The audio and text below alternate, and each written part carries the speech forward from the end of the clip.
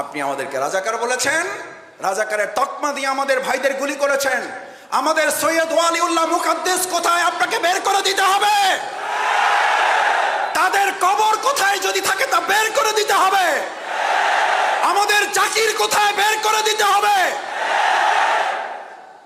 না হলে আপনাকে বের করে নিয়ে এসে জনগণ এবং আইনের আদালতে আপনাকে ওই একই অবস্থার মুখোমুখি জনগণ করবে। তোমরা স্লোগান নিয়ে রাস্তায় বেরিয়ে পড়ো, সৎ মানুষ লাগবে ভাই, সৎ মানুষ।